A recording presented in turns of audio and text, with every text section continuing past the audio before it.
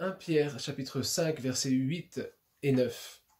Soyez sobres, veillez, votre adversaire le diable rôde comme un lion rugissant, cherchant qui il dévorera. Résistez-lui avec une foi ferme, sachant que les mêmes souffrances sont imposées à vos frères dans le monde. Voilà ce texte qui sera notre texte de base, et vous avez compris que ce matin, si je veux vous exhorter et nous exhorter au courage, c'est en face de ce lion rugissant qui rôde autour de nous. Ce qui est intéressant et important de mettre en avant dès le départ, c'est que ce texte parle d'un vrai danger, un danger potentiel. Plusieurs diront oui, mais on est à Christ, on est protégé. Oui, on est protégé. Et le principe du lion rugissant qui rôde, ce n'est pas d'enlever cette victoire parce qu'on est victorieux, mais c'est de faire croire quelque chose. Je m'explique. Il est dit que le lion était un lion qui rôde. Et le fait de rôder est une technique de chasse. Imaginez, vous êtes à la place de la proie, et parfois c'est ce que l'on est par rapport à l'adversaire. Il rôde, on sait qu'il est là, on ne sait pas où il est, mais on sait qu'il est là. Et alors qu'on est peut-être affaibli en réflexion, alors qu'on est peut-être un peu en difficulté, on entend des brindilles qui se cassent, on entend un passage furtif, il rôde, il crée chez sa proie une peur. Rien n'est fait, mais il y a une crainte de la part de la proie que le lion qui est là, quelque part, on ne sait où, sorte de sa tanière, sorte d'un buisson, sorte de la savane, fonce sur sa proie. Il n'y a rien de fait, mais la crainte s'installe.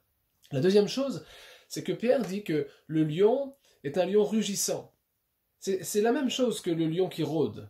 Ce sont deux techniques qui sont ensemble très efficaces pour effrayer la proie. Alors qu'il n'est pas en mesure d'atteindre sa proie, lorsque le lion rugit, il envoie un signal fort qui fait vibrer le corps de sa proie, qui fait trembler son âme.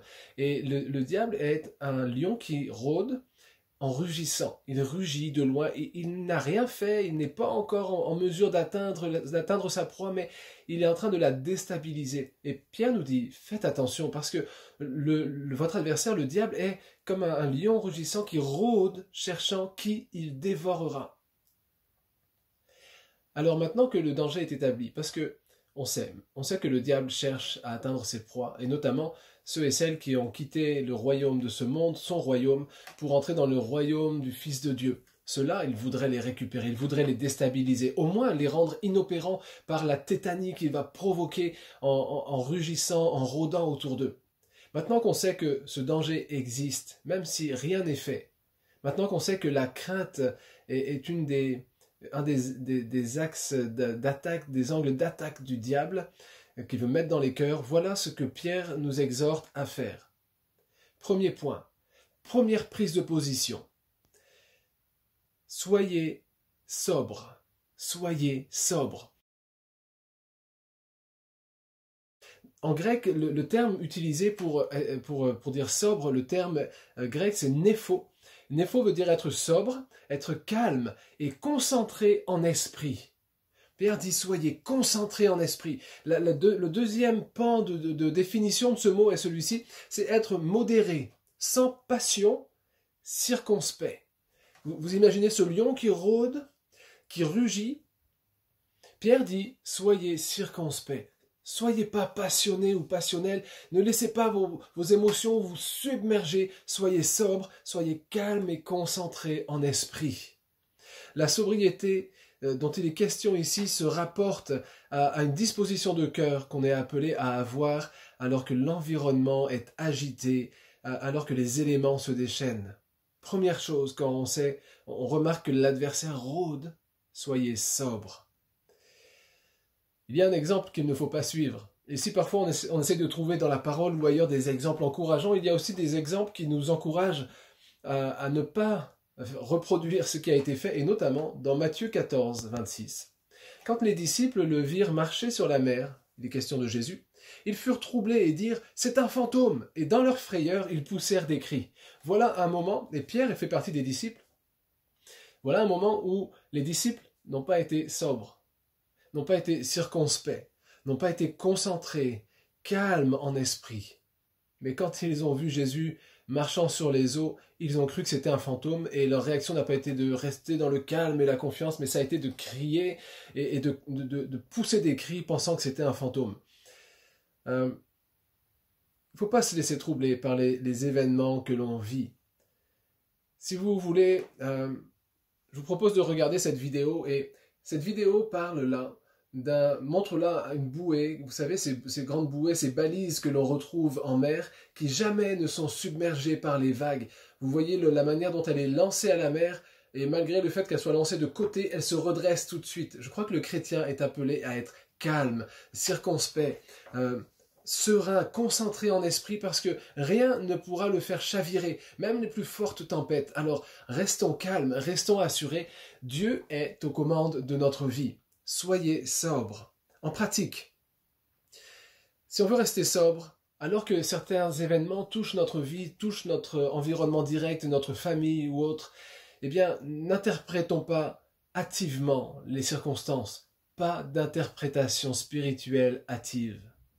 On voit sur les réseaux sociaux, sur des sites, dans des vidéos, des interprétations de ce que nous vivons, des interprétations soi-disant prophétiques, des appels à l'intercession dans des axes, des aspects qui ne sont pas cohérents avec l'ensemble de ce que la parole de Dieu enseigne.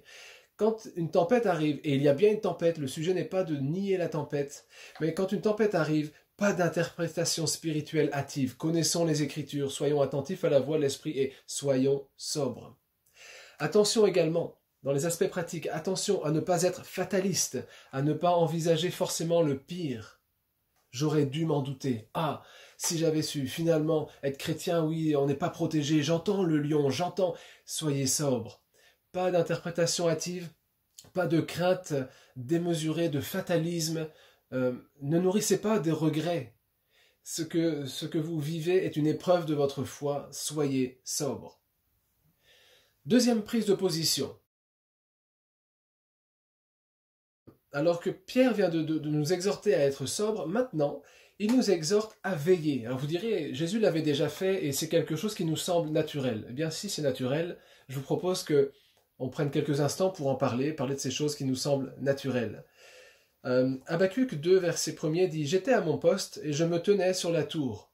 Je veillais pour voir ce que l'Éternel me dirait. » Naoum, chapitre 2, verset 1. Le destructeur marche contre toi.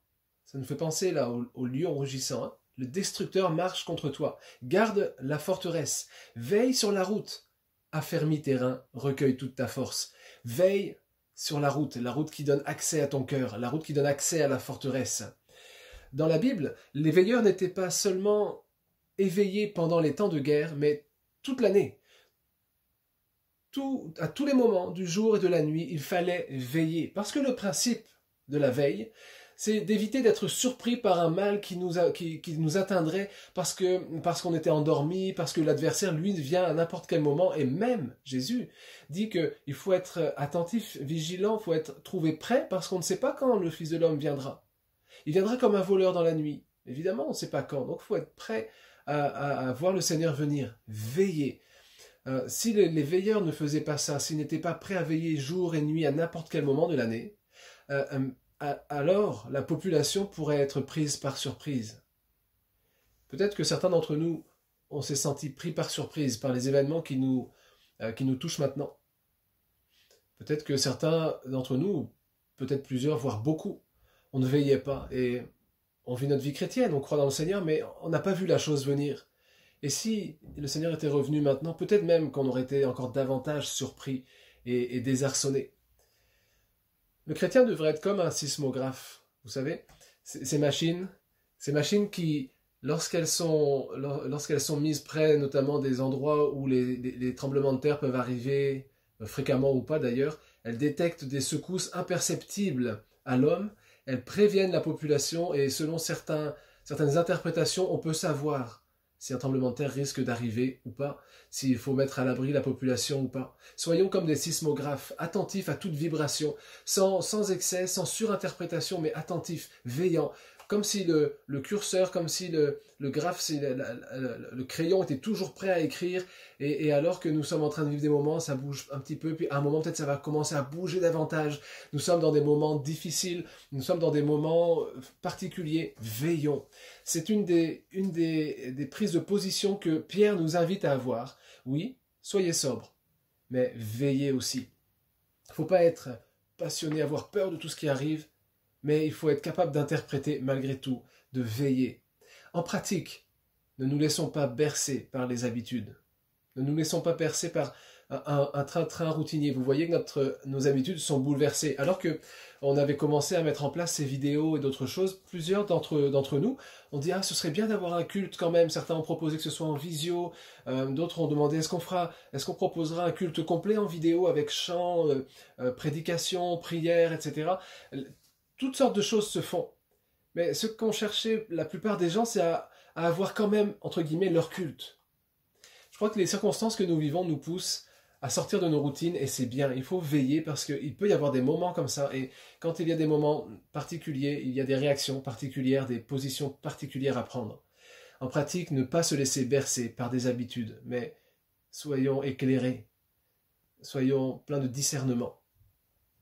Ce qui peut être vraiment, ce qui est vraiment important aussi, c'est que nous connaissions la parole de Dieu, que nous connaissions les prophéties, que nous lisions la Bible, afin que lorsque les prophéties vont s'accomplir ou s'accomplissent, que nous les discernions. Nous ne sommes peut-être pas en mesure de prévoir l'avenir, de deviner ce qui va se passer. Les prophéties sont parfois complexes à interpréter, mais ce qui est sûr, c'est que quand les choses se déroulent, quand les événements se déroulent, alors certaines prophéties deviennent claires et évidentes pour nous. Il faut connaître ces prophéties, pour que lorsque nous vivons certains moments, nous puissions discerner dans quel temps nous sommes. La Bible n'a pas été écrite pour deviner l'avenir, mais pour confirmer le présent que nous vivons, pour confirmer que ce que nous vivons avait été annoncé par Dieu et qu'il est au contrôle. Troisième prise de position, Pierre dit « Résistez-lui avec une foi ferme. Résistez-lui avec une foi ferme. » Il est question de résister au diable. Je voudrais être clair avec vous, je crois que si nous n'avons pas envisagé les deux premières prises de position, si nous n'avons pas été sobres, et si nous ne sommes pas en veille, ça va être compliqué de résister avec une foi ferme. Parce que simplement, on va être ou dans les émotions, dans la peur, la crainte, le doute, la remise en question, ou alors dans l'indifférence parce qu'on se laisse complètement dépasser par ce qui est en train de se dérouler maintenant. On ne peut résister que quand on a rassemblé au fur et à mesure du temps des forces, des convictions, une connaissance. Et alors quand quelqu'un nous présente un mensonge, quand quelqu'un nous rugit fort, quand le diable rugit fort et qu'il veut nous effrayer, non, moi je connais la parole de Dieu, je connais le Seigneur, je peux lui résister parce que je suis sobre, parce que je veille.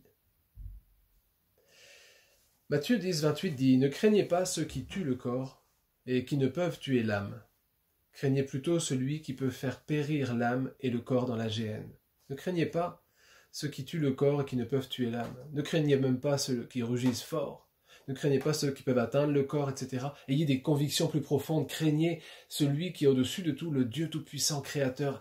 Attachez-vous à lui, comprenez sa parole, aimez-le. Si nous voulons résister avec foi, avec une foi ferme, il faut connaître celui en qui nous croyons.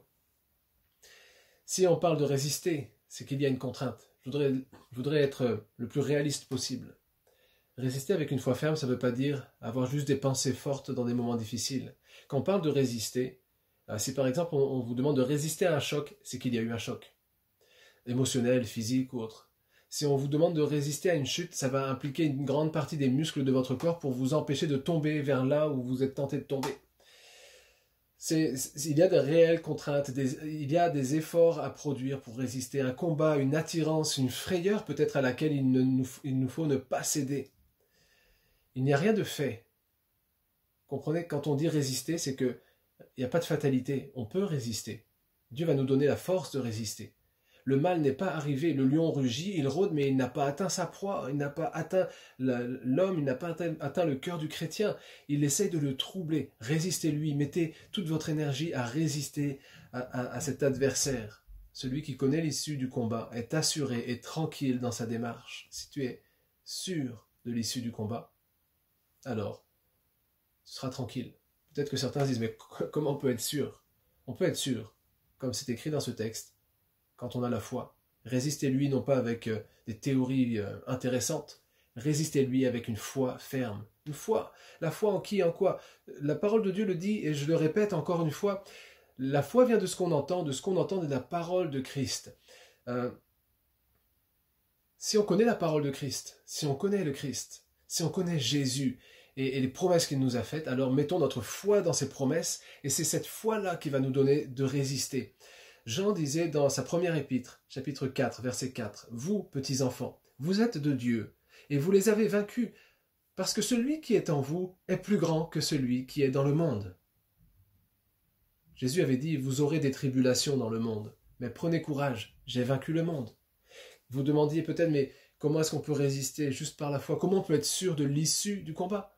Jésus a dit, vous aurez des tribulations, vous aurez des épreuves, vous aurez des difficultés. Aujourd'hui, avec la crise qui se passe, on peut être troublé dans son âme, dans son cœur, se poser des questions. Mais au-delà de ça, il faut savoir que les chrétiens évangéliques sont ciblés. Certains sont persécutés sur les réseaux par leurs proches à cause du fait que dans une certaine église, il y a eu un grand foyer de l'épidémie. C'était un foyer principal de l'épidémie. Il y a de nos frères et sœurs en France qui sont éprouvés dans ce temps particulier. Et Jésus a dit, vous aurez des tribulations, mais prenez courage, j'ai vaincu le monde. Voilà pourquoi on peut résister avec une foi ferme. On peut rester sobre, serein, calme. On peut rester tranquille. On peut, en veillant, se dire, tiens, regardez ça, les événements sont en train de se produire, ça arrive. Mais pas de problème, je sais ce que Dieu a dit. Je sais qui a vaincu. En pratique, de manière pratique et toute simple, quand la tempête vient, il nous est indispensable, il nous est important de croire dans la victoire de Jésus-Christ à la croix. Il a vaincu la mort et son pouvoir. Quand Jésus était sur terre, il a dit, le Fils de l'homme apparut pour détruire les œuvres du diable. Quand le Fils de l'homme, quand Jésus est venu sur la terre, il est venu pour détruire les œuvres du diable. Et c'est ce qu'il a fait, puisque la Bible dit, rapporte ces propos de Jésus à la croix, tout est accompli. Tout est accompli. Une fois que tout a été accompli, Jésus est mort, oui, mais il est ressuscité, prouvant sa puissance, sa toute-puissance, sa victoire sur la mort. Alors, soyons sobres, veillons et prions, et résistons au diable avec une foi ferme. Il ne s'approchera pas d'une proie qui n'a pas peur. Vous savez, certains animaux attendent que vous détourniez les regards d'eux, que vous partiez en courant pour vous chasser. Certains chasseurs, des félins ou autres, mais quand vous les regardez droit dans les yeux, là, ils ne bougent pas. Parce qu'ils savent, ils comprennent que vous dominez la situation, que vous n'êtes pas en situation de faiblesse. Et le diable agit de la même manière. Si vous ne tremblez pas, si vous résistez avec une foi ferme, alors il fuira loin de vous. Je voudrais, en conclusion, vous laisser simplement ce rappel sur vos cœurs. Le but du diable est de nous mentir. C'est un menteur. Dès le commencement, il est le père du mensonge, il est menteur, et Jésus l'a rappelé. Ce qu'il fait en rôdant, en rugissant, c'est qu'il veut vous faire croire que le danger va vous tomber dessus, que vous êtes en danger. Mais la vérité, celle qui rend libre, celle qui vous rend heureux, celle qui fait que vous êtes satisfait de votre vie et que vous ne craignez pas, la vérité, c'est que Jésus vous protège. Le mensonge, c'est que vous êtes en danger. Si vous décidez de croire dans le mensonge, votre vie va être une vie troublée. Et effectivement, dans les moments que nous vivons, si nous croyons dans certains mensonges, dans les mensonges du diable qui disent que nous sommes en danger, que peut-être vous n'êtes pas sauvés, ou je ne sais pas quel mensonge le diable a pu mettre devant vos yeux, mais si vous commencez à croire ces mensonges, vous allez délaisser la vérité qui dit que vous êtes sauvés, que Jésus a donné sa vie pour vous, que Jésus vous tient dans sa main. Vous laissez la vérité qui vous rend libre pour aller vers le mensonge qui vous rend esclave de la peur, de la mort, des angoisses, des nuits difficiles. Alors, mon exhortation pour vous ce matin, courage, n'ayez pas peur, Jésus-Christ a vaincu le monde.